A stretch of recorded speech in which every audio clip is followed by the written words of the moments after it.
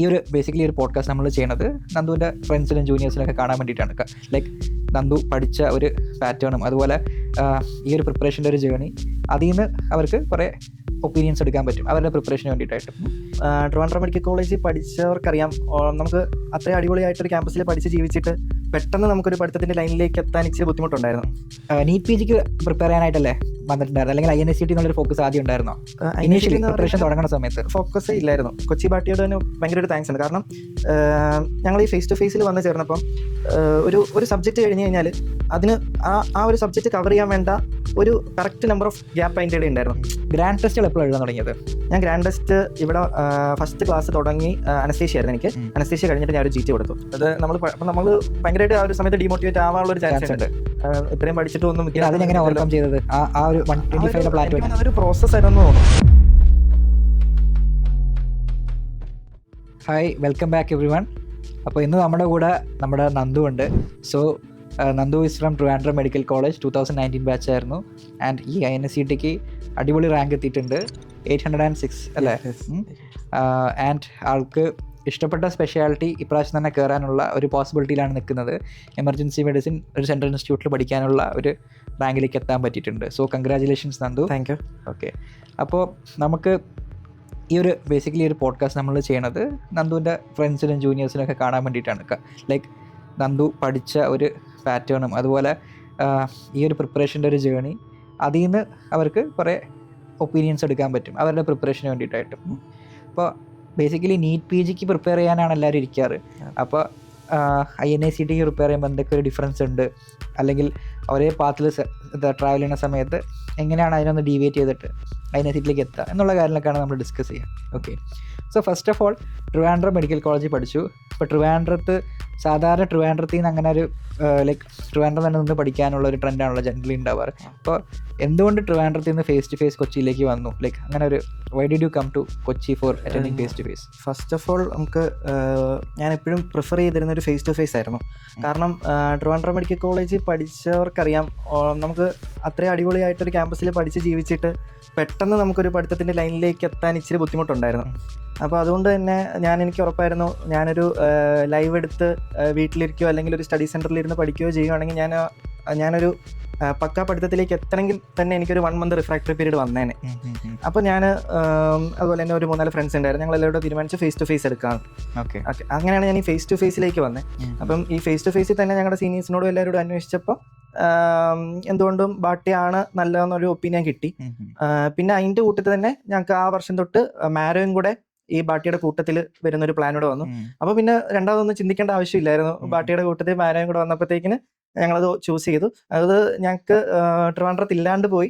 So ഞങ്ങൾ കൊച്ചിയിൽ വന്നു, തൊട്ടടുത്തുള്ള കൊച്ചിയിൽ വന്നു. ട്രിവാൻഡ്രത്ത് ഉണ്ടായിരുന്നെങ്കിൽ ഞങ്ങൾ ട്രിവാൻഡ്രത്ത് തന്നെ നിന്നേനെ അല്ലേ? അപ്പൊ നമ്മളപ്പോ എന്നാലും ട്രിവാൻഡ്രത്തോട്ട് സ്റ്റാർട്ട് ചെയ്യാന്നുള്ള രീതിയിൽ വിചാരിച്ചിട്ടുണ്ട്.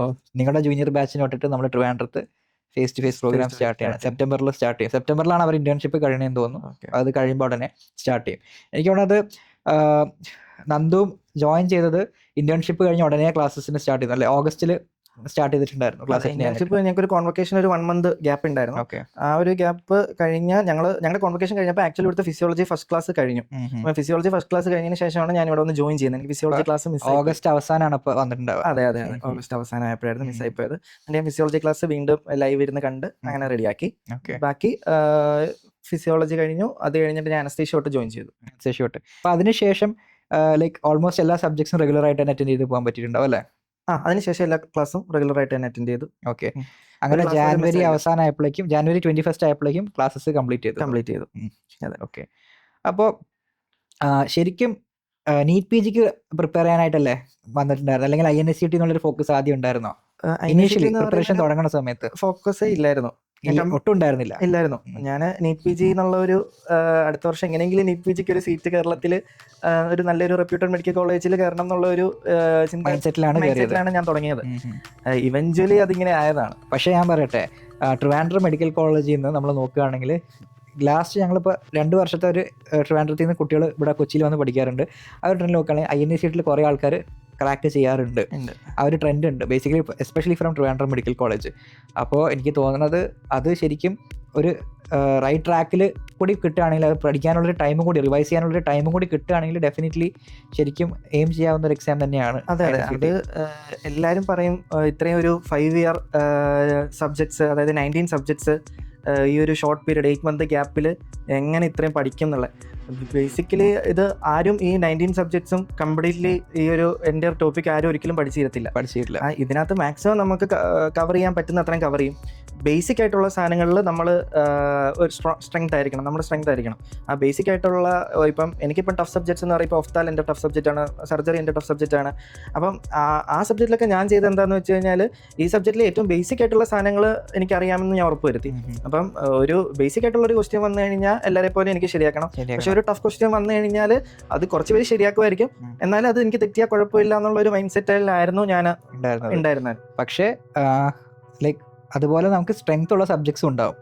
ഇപ്പോൾ ടഫ് സബ്ജക്ട് സർജറി ഓഫ് എന്ന് പറഞ്ഞാൽ അതുപോലെ സ്ട്രെങ്ത് ആയിട്ട് ഇപ്പോൾ ഏതായിരുന്നു നല്ല സ്ട്രെങ്ത് ആയിട്ടുള്ള സബ്ജക്ട്? എനിക്ക് എപ്പോഴും സ്ട്രെങ്ത് ആയിട്ട് തോന്നിയിട്ടുള്ള മെഡിസിൻ ആയിരുന്നു. തമീം സാറിന്റെ ക്ലാസ് ഞാൻ ഫൈനൽ ഇയർ തന്നെ കുറച്ച് കണ്ടിട്ടുണ്ട്. സാറിന്റെ ഭയങ്കര ഒരു ഫാനാണ്. അങ്ങനെ സാറ് ക്ലാസ്സിൽ സംസാരിക്കുന്ന ഓരോ അക്ഷരവും ഒരു കോൺസെപ്റ്റ് ആണ്. ഓരോ അക്ഷരവും ഓരോ പോയിന്റ് ഓരോ ക്വസ്റ്റൻ ആയിട്ട് വരും, എവിടെയെങ്കിലൊക്കെ കാണും. അത് പിന്നെ ഞാൻ മെഡിസിന്റെ ക്ലാസ് കഴിഞ്ഞതിന് ശേഷം മെഡിസിൻ സബ്ജക്റ്റിൽ ഞാൻ അധികം ടൈം ഇൻവെസ്റ്റ് ചെയ്തിട്ടില്ല. പക്ഷേ ഈ മെഡിസിൻ എന്ന് പറയുന്നൊരു സാധനം കുറെ എനിക്ക് നാച്ചുറൽ ആയിട്ട് ക്വസ്റ്റ്യൻസ് ശരിയാവുന്നുണ്ടായിരുന്നു. പക്ഷേ ഈ ഞാൻ പറഞ്ഞില്ലേ സർജറി ഓഫ് തലോ, അതെനിക്ക് പഠിച്ചു കഴിഞ്ഞ് വീണ്ടും 1 week കഴിയുമ്പോഴത്തേക്കിന് വീണ്ടും ഞാൻ ബാക്ക് ടു 0 ആവും. ആ ഒരു ഇതായിരുന്നു എനിക്ക്. പക്ഷേ ഈ മെഡിസിന് പീഡിയാട്രിക്സ് അങ്ങനത്തെ കുറച്ച് സബ്ജക്ട്സ് എനിക്ക് ഇപ്പോഴും ഒരു ബേസ് ലെവലിൽ എനിക്ക് മെഡിക്കൽ സൈഡാണ് അപ്പോൾ കുറച്ചും കൂടി സ്ട്രെങ്ത് ആയിട്ടുള്ളത്. എനിക്ക് മെഡിക്കൽ സൈഡാണ് അങ്ങനെ. അപ്പോൾ ഓഗസ്റ്റിൽ പ്രിപ്പറേഷൻ സ്റ്റാർട്ട് ചെയ്തു.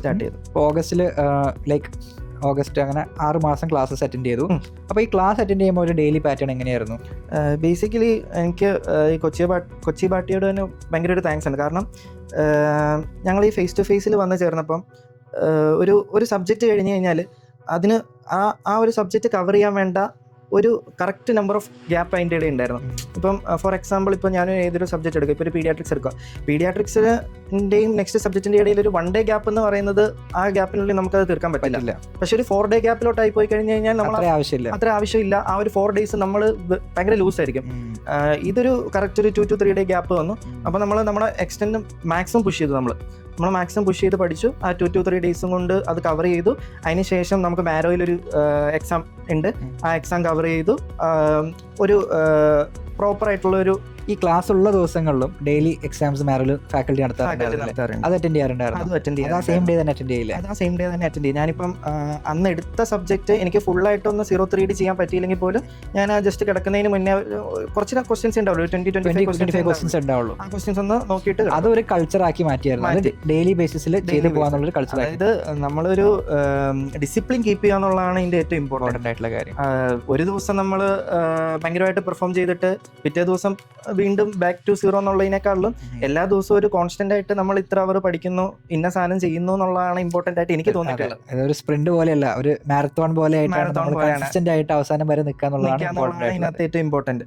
അപ്പം നമ്മൾ ഡെയിലി ഇപ്പം 15 hours 16 hours പഠിച്ചില്ലെങ്കിലും ഞാനൊരു യൂഷ്വലി ഒരു 8 to 10 hours ഡെയിലി റീഡ് ചെയ്തിട്ടുണ്ട് ഇനീഷ്യൽ ഡേയ്സിൽ എന്തായാലും. അപ്പം അത് ഞാൻ കീപ്പ് ചെയ്തിട്ടുണ്ട്. അതായിരിക്കാം ചിലപ്പം ഇത്രയും വരെ എത്തിച്ച്. ഓക്കെ, അങ്ങനെ ക്ലാസ്സിൻ്റെ സമയങ്ങളിൽ ഈ പറഞ്ഞ ലൈക്ക് ഡെയിലി റീഡിങ് 0 റീഡിങ് ചെയ്യാൻ നോക്കുമായിരുന്നു. അതുകൂടെ തന്നെ ക്വസ്റ്റ്യൻസ് ചെയ്യുന്നു പറഞ്ഞു. ഈ 2 ദിവസം ഗ്യാപ്പ് അല്ലെങ്കിൽ 3 ദിവസം ഗ്യാപ്പ് ഉണ്ടെന്ന് പറഞ്ഞ ഒരു സബ്ജക്റ്റിൻ്റെ ഇടയിൽ ആ സമയം എങ്ങനെയാണ് യൂട്ടിലൈസ് ചെയ്തത്? തറോ റീഡിങ്ങിന് തന്നെയായിട്ടാണ് യൂട്ടിലൈസ് ചെയ്തത്? ഫസ്റ്റ് റീഡ് എപ്പോഴും എല്ലാവരും പറയണേ തറോ ആയിട്ട് റീഡ് ചെയ്യുക, നമ്മൾ ആ കൺസെപ്റ്റ്സ് മനസ്സിലാക്കുക. പിന്നീട് ഒരിക്കലും നമുക്ക് തിരിച്ചു വന്ന് കൺസെപ്റ്റ്സ് മനസ്സിലാക്കി വീണ്ടും ബേസിക് സമയം പഠിക്കാനുള്ള ടൈം ഭയങ്കര പാടായിരിക്കും. അപ്പം ആ ഫസ്റ്റ് റീഡിലാണ് നമ്മൾ നമ്മുടെ ആ ക്ലിയർ ആയിട്ടുള്ള കൺസെപ്റ്റ്സ് മനസ്സിലാക്കാൻ അതങ്ങനെ തറോ ആയിട്ട് പഠിക്കാനുള്ള ടൈം ഉണ്ടായിരുന്നില്ല. അത് കറക്റ്റ് ആ ടൈം ഉണ്ടായിരുന്നു എന്നുള്ളതാണ് അഡ്വാൻറ്റേജ്. ലൂസും ആയിരുന്നില്ല. അതുകൊണ്ട് ഞങ്ങൾക്ക് ഈ ഒരു കറക്റ്റ് ടൈം സ്കെഡ്യൂൾ കിട്ടി. ഭയങ്കര ലൂസ് ആണെന്ന് ചോദിച്ചാൽ ഭയങ്കര ലൂസും അല്ല, ഭയങ്കര ടൈറ്റ് ആണെന്ന് ചോദിച്ചാൽ അത്രയല്ല. അപ്പോൾ ഞങ്ങൾക്കൊരു ജാനുവരിയിൽ ക്ലാസ് തീർക്കാൻ പറ്റി.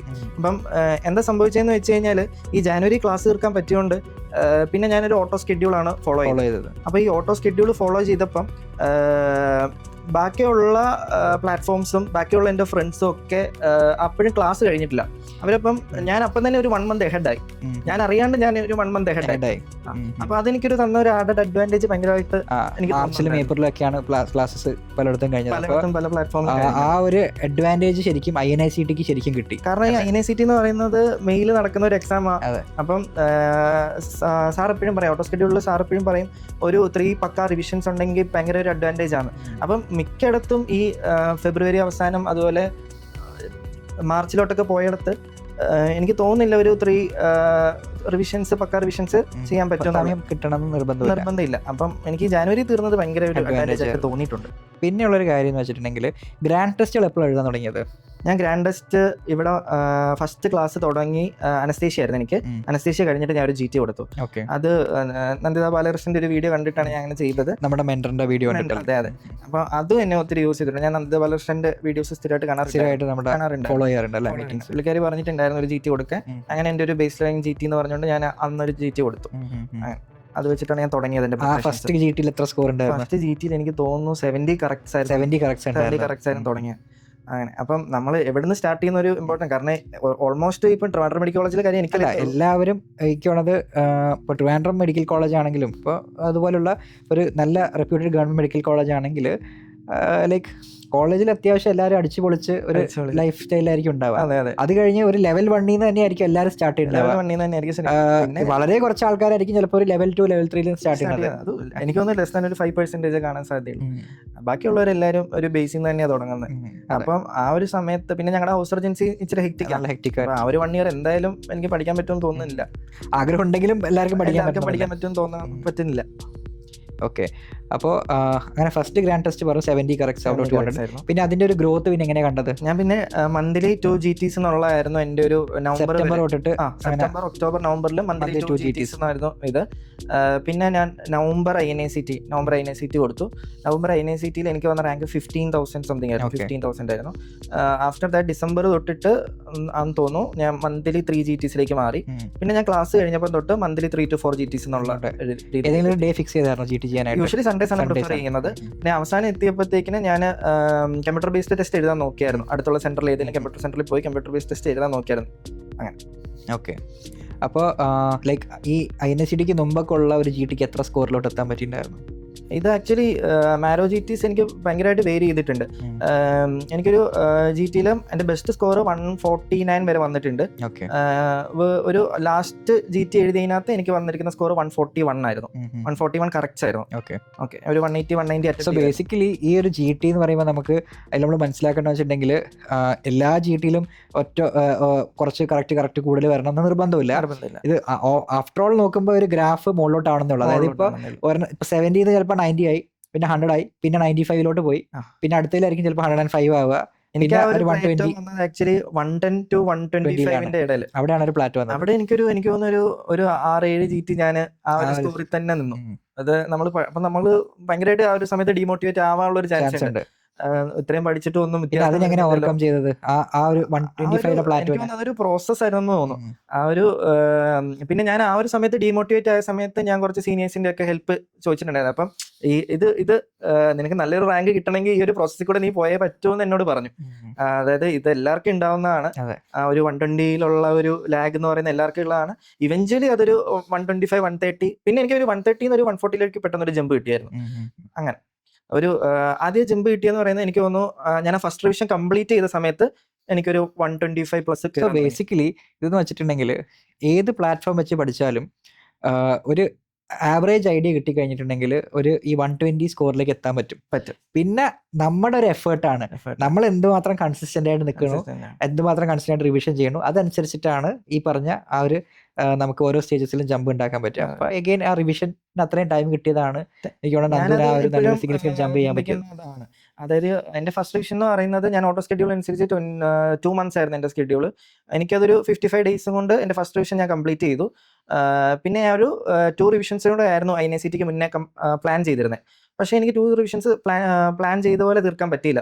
അപ്പോൾ ഞാൻ ആക്ച്വലി എന്ത് ചെയ്തെന്ന് വെച്ചാൽ INIക്ക് ഒരു 8 days മുന്നേ ഞാൻ എൻ്റെ സെക്കൻഡ് റിവിഷൻ ഞാൻ നിർത്തി.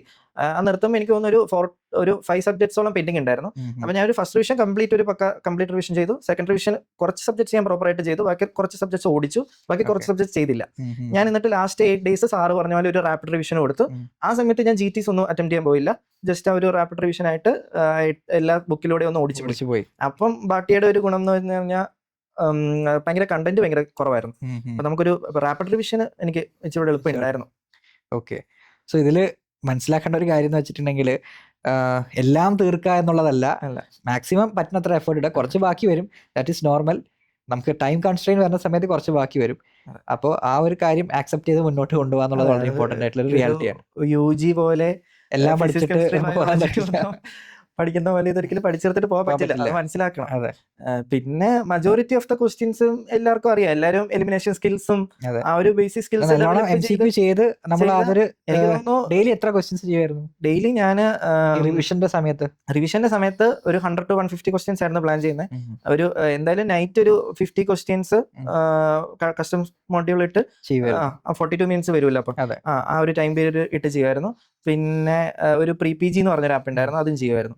അത് രണ്ടുമായിരുന്നു എന്റെ നൈറ്റിലെ സ്കെഡ്യൂൾ. അപ്പോൾ 150 ക്വസ്റ്റ്യൻസ് ഡെയിലി ചെയ്യാൻ നോക്കും. അത് mostly AIIMS, previous year topics, അങ്ങനത്തെ സാധനങ്ങൾ മാത്രമേ ചെയ്യുള്ളായിരുന്നു.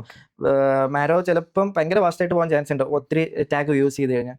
അപ്പൊ ഞാൻ സീനിയേഴ്സ് പറഞ്ഞ പോലെ ഒരു 3 to 4 ടാഗ്സ് യൂസ് ചെയ്യാറുള്ളായിരുന്നു. ഇനി ഒരു കാര്യം എന്ന് വെച്ചിട്ടുണ്ടെങ്കിൽ നമ്മൾ ഇപ്പോൾ സ്റ്റുഡൻസിൻ്റെ അടുത്ത് ഈ face to face Kochi campus അല്ലെങ്കിൽ face to face Kochi ecosystem എന്നൊക്കെ പറയുമ്പോൾ ലൈക്ക് ഇതെന്താ ഇങ്ങനെ വലിയ സംഭവമാക്കി പറയാനുള്ള എന്നുള്ളൊരു തോട്ട് ഉണ്ടാവും. അപ്പോൾ ഇപ്പോൾ നന്ദു ആണെങ്കിലും അങ്ങനെ വന്ന സമയത്ത് അങ്ങനെ ഒരു അതിന് മുമ്പ് അങ്ങനെ കേട്ടിട്ടുണ്ടാവും, അത് കഴിഞ്ഞിട്ട് അതിനൊരു പറ്റിയ റിയാലിറ്റി ഉണ്ടാവും. അപ്പോൾ ആസ് എ സ്റ്റുഡൻസ് പെർസ്പെക്റ്റീവ് എന്താണ് face to face Kochi campus അല്ലെങ്കിൽ ഒരു എക്കോ സിസ്റ്റം പറയുകയാണെങ്കിൽ? അതാണ് അത് നമ്മൾ ഈ ഒരു 5 വർഷം അടിച്ചു പൊളിച്ചിട്ട് പെട്ടെന്ന് ഈ ഒരു ലൈനിലേക്ക് എത്തുമ്പം ഒരു ഭയങ്കര ബുദ്ധിമുട്ടുള്ള കാര്യമാണ്. അവിടെ ഈ രാജഗിരി ക്യാമ്പസ് ഭയങ്കര സർപ്രൈസിങ് ആയിരുന്നു. ആക്ച്വലി ഒരു ഭയങ്കര ഒരു സ്റ്റുഡൻറ് ഫ്രണ്ട്ലി ഒരു ക്യാമ്പസ് ആയിരുന്നു. ഭയങ്കര റിഫ്രഷിംഗ് ആയിട്ടുള്ള ഭയങ്കര സീനറീസ്. പിന്നെ അതുപോലെ തന്നെ ഞങ്ങളുടെ ഒരു ലെക്ചർ ഹാൾ ആണെങ്കിൽ ആക്ച്വലി ഒരു തിയേറ്റർ ഹാൾ എക്സ്പീരിയൻസ് ആയിരുന്നു. LED സ്ക്രീന്, ഭയങ്കര പുഷ് ബാക്ക് സീറ്റ്സ്, ഭയങ്കര കംഫർട്ടായിരുന്നു ഞങ്ങൾക്ക്. ക്ലാസ്സിൽ എവിടെയാ, താഴെയാണ് ഇരുന്നിരുന്നത് ബാൽക്കണിയിലാണ് ഇരുന്നിരുന്നത്? ഞാൻ യൂഷ്വലി താഴെയായിരുന്നു ഇരിക്കാറ്. ഏത് റോയിലായിരുന്നു ഇരുന്നത്? ഒരു തേർഡ് ഫോർത്ത് റോയിൽ. എല്ലാ ദിവസവും അവിടെ തന്നെ? അപ്പൊ ലൈക്ക് നേരത്തെ വന്നാലല്ലേ അവിടെ സീറ്റ് കിട്ടുള്ളൂ? ഏറ്റവും നേരത്തെ വന്നാലേ ആ ഒരു സീറ്റ് കിട്ടത്തുള്ളൂ, പുഷ് ബാക്ക് സീറ്റ്സ്.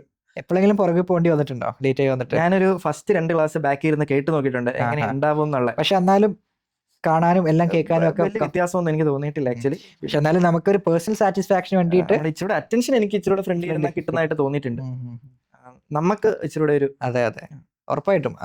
അതുകൊണ്ട് തന്നെയാണ് ആ ഒരു മുമ്പിലിരിക്കാനൊരു അടി. എനിക്ക് ഓർമ്മയുണ്ട്, ഒരാൾ വന്നിട്ട് 5 സീറ്റിൽ ബാഗും ബുക്കും ഒക്കെ വെച്ചിട്ട് സീറ്റ് പിടിക്കുന്ന ഒരു പരിപാടിയൊക്കെ. രാവിലെ 7 മണിയാകുമ്പോൾ വന്നാലും ആദ്യത്തെ ഒരു 2 റോയിൽ ആൾക്കാരൊന്നും കാണത്തില്ല, പക്ഷെ ബാഗും സീറ്റും ഒക്കെ ഉണ്ടാവും. അങ്ങനെ. അപ്പോൾ that is about the class room അല്ലേ? അതല്ലാതെ like apart from the class room എങ്ങനെയായിരുന്നു ഒരു ഫേസ് ടു ഫേസ് ക്ലാസ് ഉള്ള ദിവസം ഒരു റൂട്ടീൻ എങ്ങനെയായിരുന്നു അവിടെ രാവിലെ ക്ലാസ്? ആക്ച്വലി എന്റെ ഫ്ലാറ്റിൽ നിന്ന് ഞങ്ങളൊരു 4 ഫ്രണ്ട്സ് കൂടി ആക്ച്വലി ഒരു ഫ്ലാറ്റ് എടുത്ത് നിൽക്കുമായിരുന്നു. എനിക്ക് ഹോസ്റ്റല് ഞാൻ പേഴ്സണലി എനിക്ക് ഉണ്ടായിരുന്നില്ല. അപ്പൊ ഒരു ഫ്ലാറ്റിലാണ് എനിക്ക് ഇച്ചിരി കംഫർട്ട് ആയിട്ടുള്ള ഞങ്ങൾ 4 പേരുണ്ടായിരുന്നു. അപ്പൊ ഞങ്ങൾ 4 പേരോട് കൂടി ഒരു 6 കിലോമീറ്റർ ഉണ്ടായിരുന്നു അവിടുന്ന്. അപ്പം ഞങ്ങൾ രാവിലെ ഒരു 6:15 ആകുമ്പോൾ അവിടുന്ന് 6:45 അവിടുന്ന് ഇറങ്ങും. 6:45 എന്നാലും ഞങ്ങൾക്ക് ഫുഡും കഴിച്ച് ഒരു 8 മണിയാകുമ്പോൾ ഞങ്ങൾ ക്യാമ്പസ് എത്തുള്ളായിരുന്നു. ഫുഡ് കഴിച്ച് 8 മണിയാകുമ്പോൾ ക്യാമ്പസ് എത്തിയുള്ളായിരുന്നു. 8 മണിയാകുമ്പോൾ ക്യാമ്പസ് എത്തിയാലേ എനിക്ക് ഹോസ്റ്റലിൽ നിൽക്കാതെ ഡിസഡ്വാൻറ്റേജ് അതായിരുന്നു. പക്ഷേ ഹോസ്റ്റൽ പ്രിഫർ ചെയ്തില്ലെങ്കിൽ വേറെ ഓപ്ഷൻ ഇല്ല.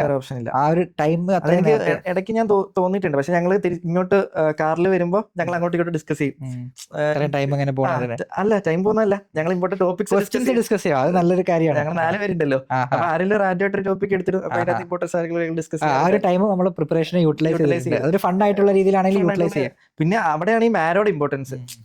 നമുക്ക് പഠിക്കാൻ ഒരു മൂഡില്ലെങ്കിലും ഡിസ്കസ് ചെയ്യാം. അപ്പൊ എടുത്ത് മാരോ എടുത്ത് ഒരു ക്വസ്റ്റ്യൻ പേപ്പർ ചെയ്ത് കഴിഞ്ഞാൽ നമ്മൾ ഞാൻ ഈ റിവിഷൻ ടൈം ആണെങ്കിൽ യൂഷ്വലി ഒരു 6 മണിയാകുമ്പോഴത്തേനും നമ്മുടെ ബ്രെയിൻ ട്രെയിൻ ആവും. നമ്മൾ കംപ്ലീറ്റ്ലി പിന്നെ വായിച്ചു കഴിഞ്ഞിട്ട് എനിക്ക് ഒന്നും മനസ്സിലാകത്തില്ല. അപ്പൊ ഞാൻ ഫുള്ള് സ്റ്റോപ്പ് ചെയ്തിട്ട് ഞാൻ മാരോ ക്വസ്റ്റ്യൻസ് ചെയ്യും.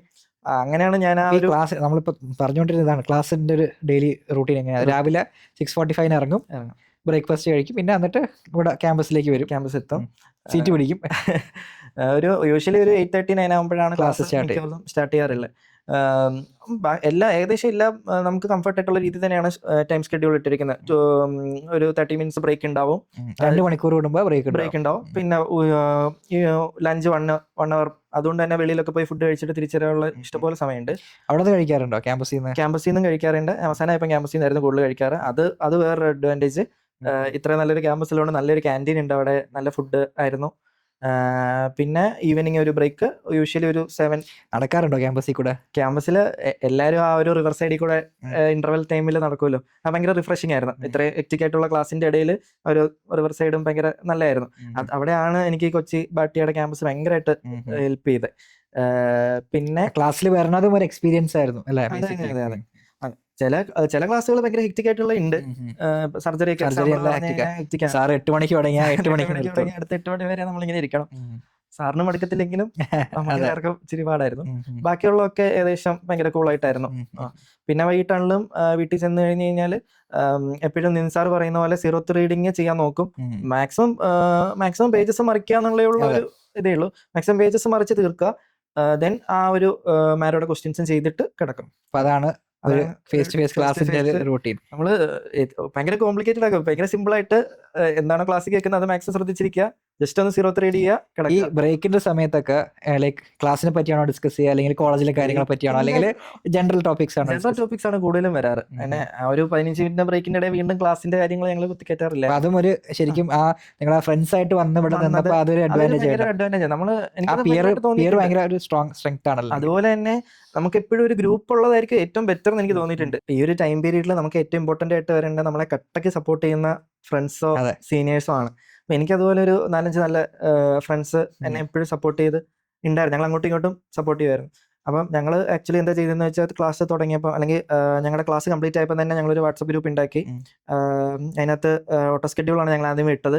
അത് പിൻ ചെയ്തു, ഏതാണ് പഠിക്കേണ്ടതെന്നുള്ള. ചില ദിവസങ്ങളിൽ മാത്രം ഓട്ടോ സ്കെഡ്യൂളിൽ നിന്ന് ഡിവൈഡ് ചെയ്ത് വേറെ ടോപ്പിക്സ് പഠിക്കാറുണ്ടായിരുന്നു. അപ്പം ഞാൻ ചെയ്തതെന്ന് വെച്ച് കഴിഞ്ഞാൽ ഈ ഓട്ടോ സ്കെഡ്യൂളിൽ നിന്ന് എൻ്റെ സ്ട്രെങ്തുകൾ ഞാൻ അധികം ടൈം കൊടുത്തില്ല. എനിക്ക് ഇച്ചിരി ഡിഫിക്കൽട്ട് ആയിട്ടുള്ള സാധനങ്ങൾ ഞാൻ കുറച്ച് ടൈം കൊടുത്തു, ചെറിയ മോഡിഫിക്കേഷൻ വരുത്തി ഫോളോ ചെയ്തു. അപ്പൊ ഈ 4 പേരുടെ ഗ്രൂപ്പിൽ ഞങ്ങൾ അങ്ങോട്ടും ഇങ്ങോട്ടും ചെക്ക് ചെയ്യുമായിരുന്നു. നീ ഇത്ര നേരം പഠിച്ചില്ല, നീ ഇത്ര നേരം പഠിച്ചില്ലെങ്കിൽ നീ എന്താണ് പഠിക്കാത്ത. നിങ്ങൾ അങ്ങോട്ടും ഇങ്ങോട്ടും അങ്ങനെ അക്കൗണ്ടബിൾ പാർട്ട്നേഴ്സ് ആയിട്ട് അതായിരിക്കും ഏറ്റവും ബെറ്റർ. ഇപ്പം ചില ആപ്പുകളൊക്കെ ഉണ്ട്, പക്ഷെ അത് റാൻഡം സ്ട്രേഞ്ചേഴ്സ് ആയിട്ടുള്ള, അപ്പൊ നമുക്ക് ആ ഒരു ഇത് കിട്ടത്തില്ല, ഒരു ഫീഡ്ബാക്ക് കിട്ടത്തില്ല. ഇത് ഡെയിലി എത്ര നേരം പഠിച്ചു എന്നുള്ള അങ്ങോട്ടും ഇങ്ങോട്ടും രാത്രി ഡിസ്കസ് ചെയ്യും. പിന്നെ ക്വസ്റ്റ്യൻസ് രാത്രി ഡിസ്കസ് ചെയ്യും. ആക്ച്വലി എനിക്ക് തോന്നുന്നു ഒരു സിംഗിൾ ഫാക്ടർ എന്നെ ഏറ്റവും ഹെൽപ്പ് ചെയ്തതാന്ന് ചോദിച്ചു കഴിഞ്ഞാൽ ഈ ഫ്രണ്ട്സിന്റെ കൂടെ ഉള്ള ഒരു ക്ലാസ് പ്രിപ്പറേഷൻ. അതെ, അതായിരുന്നു ചെയ്തത്. അതിപ്പോഴും റണ്ണിങ് ആണ്. അങ്ങനെ. ഓക്കെ, അപ്പോൾ നമ്മൾ ഒത്തിരി കാര്യങ്ങൾ ഡിസ്കസ് ചെയ്തു, ക്ലാസ്സിനെ പറ്റിയും അതുപോലെ റിവിഷൻ്റെ സ്ട്രാറ്റജീസിനെ പറ്റിയിട്ടൊക്കെ ഡിസ്കസ് ചെയ്തു. ഇനി നമുക്ക് കുറച്ച് ഒരു ഫൺ റാപ്പിഡ് ഫയർ റൗണ്ടിലോട്ട് പോകാം. കുറച്ച് ഇതൊരു വളരെ കാഷ്വലായിട്ട് ആൻസർ ചെയ്താൽ മതി. ഫസ്റ്റ് മനസ്സിൽ എന്താണ് ആലോചിക്കുന്നത് അത് ആൻസർ ചെയ്യുക. ഓക്കെ, അപ്പോൾ ഫസ്റ്റ് ക്വസ്റ്റ്യൻ വളരെ സിമ്പിൾ ക്വസ്റ്റ്യൻ ആണ്. ഏർലി ബേർഡ് ആണോ നൈറ്റ് ഔൾ ആണോ? രാവിലെ എണീക്കോ അല്ലെങ്കിൽ ലേറ്റ് ആയിട്ട് നിൽക്കുകയാണോ? എങ്ങനെയാണ്? മോസ്റ്റ്ലി ഒരു ഏർലി ബേർഡ് എന്ന് പറയുന്നതായിരിക്കും ബെറ്റർ. ഒരു 6 മണിക്ക് എഴുന്നേക്കുമായിരുന്നു ഞാൻ. 6 മണിക്ക് എണീക്കുമായിരുന്നു. എന്നിട്ട് രാത്രി എത്ര മണി വരെ? രാത്രി ഒരു 11-11:30 മാക്സിമം ആണല്ലേ. മോസ്റ്റ് പ്രൊഡക്റ്റീവ് ടൈം സ്ലോട്ട് എപ്പോഴായിരുന്നു? ലൈക്ക് മോർണിംഗ് ആണോ? മോർണിംഗ് ആണ്. നൈറ്റ് ആകുമ്പോഴത്തേന് എനിക്ക് തോന്നുന്നു എല്ലാവരും തന്നെ ട്രെയിൻ ഔട്ട് ആവും, എക്സോസ്റ്റ് ആവും. ഒരു മോർണിംഗ് അവേഴ്സ് ആണ് ഏറ്റവും. ഇപ്പൊ ഈ ഗ്രൂപ്പിലുള്ള എല്ലാവരും ആ ഒരു ടൈം ഫോളോ ചെയ്യുന്ന ആൾക്കാരാണ്? മോർണിംഗ് തന്നെയാണോ അല്ലെങ്കിൽ? അല്ലല്ല, ഒരാള് നൈറ്റ് ആയിരുന്നു. നൈറ്റ് എന്ന് പറയുമ്പോൾ 3 o'clock 4 o'clock വരെ പോയായിരുന്നു. ഓക്കെ. പിന്നെ അടുത്ത question, one subject which gave you the biggest headache? Surgery and of ആയിരുന്നു അല്ലേ? ഓക്കെ, 2 സബ്ജക്റ്റ് ഉണ്ട്, അപ്പോൾ ഒരു സബ്ജക്റ്റ് അല്ല. പിന്നെ ഇവഞ്ച്വലി അത് എന്താ പറയാ, കുറേശ്ശെ അറിഞ്ഞിരിക്കേണ്ട കാര്യങ്ങൾ അറിഞ്ഞു വെച്ച് അതിനങ്ങനെ മാനേജ് ചെയ്തു അല്ലേ? One subject which eventually become your strength? Medicine. Thameem സാറിന്റെ ക്ലാസ് ആയതുകൊണ്ടാണ്. And one faculties class you will never want to miss? Thameem sir, of course. Thameem sir. പിന്നെ അത് പിന്നെയും കുറെ ആൾക്കാർ വേണമെങ്കിൽ പറയാം അല്ലേ? അശ്വിനി സാർ, എല്ലാവരും തന്നെ നല്ല ഫാക്കൽറ്റീസ് ആണ്. അത്രയും നല്ല ഫാക്കൽറ്റീസ് ആണല്ലോ, അത്രയും നല്ല നോട്ട്സും ആണ്. എനിക്കൊരു ബെസ്റ്റ് എന്ന് തോന്നിയ എനിക്ക് ഗോഡ് എന്ന് പറയുന്ന എപ്പോഴും. ഓക്കെ, ഇനി അടുത്തത് ഫോർ നന്ദുവിന് റീഡിംഗ് റൂം പേഴ്സൺ ആണോ അല്ലെങ്കിൽ സ്റ്റഡിങ് അലോൺ ഇൻ റൂം ആണോ കംഫർട്ട്? ഞാൻ സ്റ്റഡിങ് അലോൺ ഇൻ ആണ് കംഫർട്ട്. ബട്ട് എനിക്ക് അവസാനം റീഡിംഗ് റൂം എടുക്കേണ്ടി വന്നു. കാരണം ലൈക്ക് കുറച്ചും കൂടി കൺജസ്റ്റഡ് ആയി ഹോസ്റ്റലിൽ കൂടുതൽ ആൾക്കാർ. ഞാൻ വീട്ടിൽ ഇരുന്ന് പഠിക്കാൻ ഞാൻ ഒറ്റയ്ക്കായിട്ടുള്ള ഒരു ഫീൽ എനിക്ക് തോന്നി. അതുകൊണ്ട് ഞാൻ അവസാനത്തേക്ക് റീഡിംഗ് റൂമിലോട്ട് മാറി. ഓക്കെ. പിന്നെ coffee, tea or energy drink ഏതാണ് പ്രിഫർ ചെയ്യുക? Strong tea. സ്ട്രോങ് ടീ ആണോ? എത്ര ടീ കുടിക്കും ഒരു ദിവസം? 3 ടീ ആണ് കുടിക്കുന്നത്. ഇനി 1 word for face to face Kochi. It's like more like a game changer for me. എൻ്റെ ഒരു കരിയർ തന്നെ മാറിയത് കൊച്ചി ബാട്ടിയ കാരണമാണ്. Very good. ഇനി 1 word for Trivandrum medical college. Trivandrum is like second hope for me. Okay. അപ്പോൾ ലാസ്റ്റ് ക്വസ്റ്റ്യൻ ആണ്, നന്ദുവിൻ്റെ ജൂനിയേഴ്സിന്, ട്രിവാൻഡ്രം മെഡിക്കൽ കോളേജിലുള്ള ജൂനിയേഴ്സിന് ഒരു അഡ്വൈസ് കൊടുക്കുക. ഒരു 30 സെക്കൻഡ്സിൽ കൺസൈസ് ആയിട്ട് ഒരു അഡ്വൈസ് കൊടുക്കുക അബൌട്ട് ദ പ്രിപ്പറേഷൻ. എപ്പോഴും തിങ്സ് കോംപ്ലിക്കേറ്റ് ആക്കാണ്ട് സിമ്പിളാക്കി വെക്കുക. ഇത്രയേ ഉള്ളൂ. നിങ്ങൾ ഫസ്റ്റ് ചൂസ് ചെയ്യേണ്ടതെന്ന് വെച്ച് കഴിഞ്ഞാൽ ഒരു 360 ഡിഗ്രി വേണോ അതോ ഫേസ് ടു ഫേസ് ക്ലാസ്സസ് വേണോ? അപ്പം ഞാൻ എപ്പോഴും ഓപ്റ്റ് ചെയ്തിരുന്ന ഒരു ഫേസ് ടു ഫേസ് ആയിരുന്നു. കാരണം എനിക്ക് ഇൻഡിവിജ്വലി അത്ര ഡിസിപ്ലിൻ ഇല്ലാത്തൊരു പേഴ്സണാണ്. അപ്പം ഞാൻ അതുകൊണ്ട് തന്നെ ഫേസ് ടു ഫേസ് ആണ് ഞാൻ ചൂസ് ചെയ്തത്. ഇനി നിങ്ങൾക്ക് അത്ര ഓക്കെ, നിങ്ങൾ ഡെയിലി ഇത്ര അവർ തുടക്കം തൊട്ട് പഠിക്കുന്നുണ്ടെങ്കിൽ നിങ്ങൾക്ക് ലൈവിലേക്ക് പോകുന്നതിന് പ്രശ്നമൊന്നുമില്ല. ബട്ട് ബെറ്റർ എനിക്ക് എപ്പോഴും ഫേസ് ടു ഫേസ് ആണെന്നേ ഞാൻ പറയുള്ളൂ. സെക്കൻഡ് എന്ന് പറയുന്ന പ്ലാറ്റ്ഫോം നമുക്ക് എനിക്ക് അധികം പ്ലാറ്റ്ഫോംസ് അറിഞ്ഞുകൂടാ. ബട്ട് കേട്ടിടത്തോളവും ഞാൻ അറിഞ്ഞിടത്തോളവും baati and marrow together is like amazing.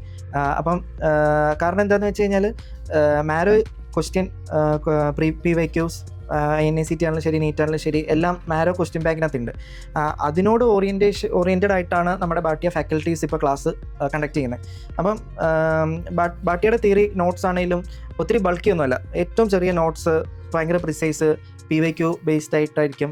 So ബാട്ടി and marrow is എനിക്ക് തോന്നുന്നു ഏറ്റവും നല്ല അതാണെന്ന് തോന്നുന്നു. ഭയങ്കര കൺസിസ്റ്റമാണ്. പിന്നെ മൂന്നാമത്തായിട്ട് എല്ലാവർക്കും ജസ്റ്റ് പ്രിപ്പറേഷനിലോട്ട് ഇരുന്ന് തുടങ്ങുമ്പോൾ അല്ലെങ്കിൽ ആദ്യത്തെ GT കൊടുത്തു കഴിയുമ്പോൾ ഞാൻ ഈ 5 വർഷം ഒന്നും പഠിച്ചില്ലല്ലോ, ഞാൻ ഒത്തിരി ബാക്കിലാണല്ലോ ബാക്കിയുള്ളവരെ കാട്ടിലും എന്നൊരു ചിന്ത ഉണ്ടാവും. ബട്ട് അത് അങ്ങനെ ഒരു തോട്ടേ വേണ്ട. തുടങ്ങുമ്പോൾ എല്ലാവരും ഈക്വലി ആയിരിക്കും. ഡിസിപ്ലിനാണ് മോർ ഇമ്പോർട്ടൻറ്റ്. നിങ്ങളൊരു നെക്സ്റ്റ് ഉള്ള ഒരു 8 months ഡെയിലി ഇത്ര അവർ ഒരു 12 hour 14 hour പഠിക്കണം എന്ന് പറയുന്നില്ല. ബട്ട് ഡെയിലി ഒരു 8 hour പഠിക്കുന്ന ഒരു കുട്ടിയാണെങ്കിൽ എല്ലാ ദിവസവും 8 hour പഠിക്കാൻ നോക്കുക. And discipline is more important. Daily ആ ഒരു ടാർഗറ്റ് അച്ചീവ് ചെയ്ത് പോവുക.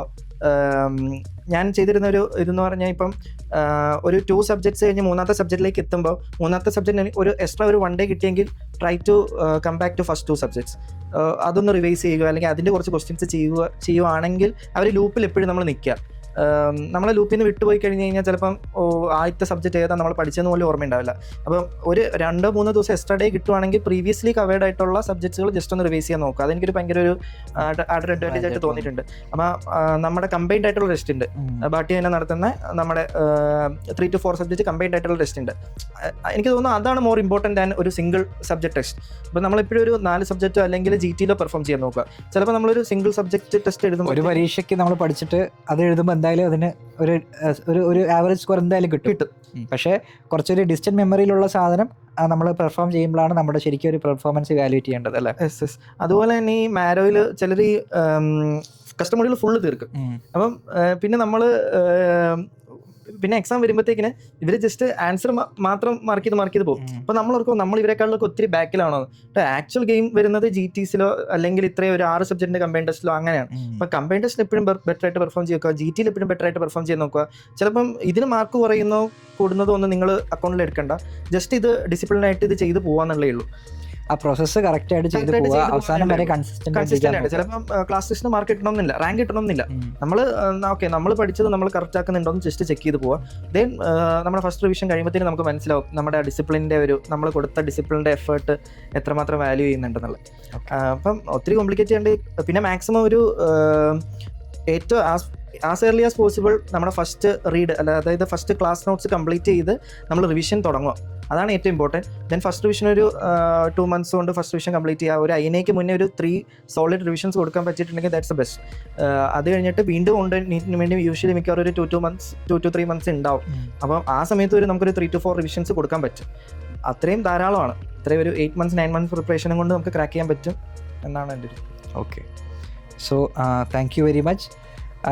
നല്ല ഒരു ഇൻഫോർമേറ്റീവ് ആയിട്ടുള്ള ഒരു ഇൻ്റർവ്യൂ നമുക്ക് ചെയ്യാൻ പറ്റിയിട്ടുണ്ട്. കുറേ കാര്യങ്ങൾ പറഞ്ഞ് ഉറപ്പായിട്ടും നന്ദുവിൻ്റെ ജൂനിയേഴ്സ് ഈ പറഞ്ഞതൊക്കെ ഉൾക്കൊള്ളും തന്നെ നമുക്ക് വിചാരിക്കാം. ഓക്കെ, സോ ഇപ്പോൾ ഇനിയിപ്പോൾ നാഷണൽ ഇൻസ്റ്റിറ്റ്യൂട്ടിൻ്റെ ഇതിൻ്റെ കൗൺസിലിംഗ് കാര്യങ്ങളൊക്കെ തുടങ്ങുകയാണ്. തുടങ്ങി. അപ്പോൾ അതിൽ വിചാരിച്ച സ്പെഷ്യാലിറ്റി തന്നെ കിട്ടട്ടെ എന്നുള്ള എല്ലാ ആശംസകളും ഉണ്ട്. Thank you. So all the very best.